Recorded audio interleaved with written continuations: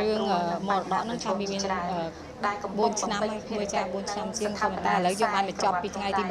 23 ខែមករាចាឃើញពីទុកលំបាកក្នុងខ្ញុំនិងក្រុមគ្រួសារមានសេចក្តីសោមនស្សរីករាយហើយនឹងក៏ដឹងគុណដល់អ្នកអញ្ញាលោកជំទាវអ្នកអញ្ញាម៉ៅចំណានដែលលោកបានផ្ដល់នៅសេចក្តីជួយណែនាំនឹងបានលោកជំទាវឈីវរមជាក្រុមប្រឹក្សាវិបាលសមាគមសិល្បករខ្មែរលោកបានផ្ដល់មេធាវី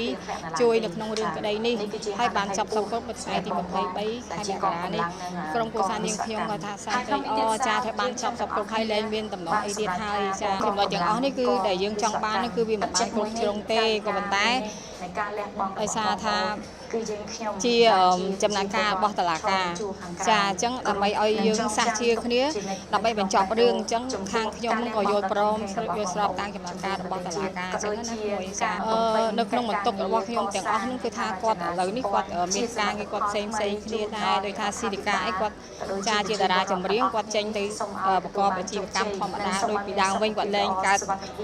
បរោគពិបាកចិត្តណាថាក៏បានកូនក្មួយបានម្នាក់តិចតួចហើយបងប្អូនក៏បានតិចតួចម្នាក់តែយើងច្រើនគ្នាណាមិនមែនតែខ្ញុំ4នាក់ទេគឺចេញពីផ្ទះមកនឹងក្នុងមរតកនឹងគឺជាង10នាក់ច្រើនណាស់ចាំមានទូចមានធំអញ្ចឹងមួយចាអញ្ចឹងយើងមិនអាចយកមកដើម្បីយកមកតែម្នាក់ឯងឬក៏បងប្អូននឹងទទួលបានទាំងអស់គ្នាទេគឺយកមកចែកមួយទៀតអញ្ចឹងចាច្រើនជាងមុនច្រើនមួយព្រោះថាយើងលែងគិតបារម្ភអីទៀតហើយថាយើងមានតិចតួចគាត់ថាមិនមែនយើងទីពឹងលើម្ដាយសិក្សាមិនមែនទេគាត់ថាបងប្អូនខ្ញុំនឹងពីដើមមកគឺគាត់អត់នៅបែកពីម៉ាក់ទេដូចខ្ញុំបានជំរាបប្រហែលដងហើយអញ្ចឹងថាគាត់រស់នៅជាមួយម្ដាយខ្ញុំតាំងពីតូចមានតែខ្ញុំមួយដែលបែកផ្ទះចេញឆ្ងាយអញ្ចឹងមួយចាហើយទៅ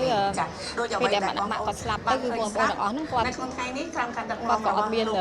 អ្វីនៅក្នុងខ្លួនអញ្ចឹងចាតែឥឡូវនេះគាត់បានតិចតួចគាត់រស់ចិញ្ចឹមជីវិតហើយ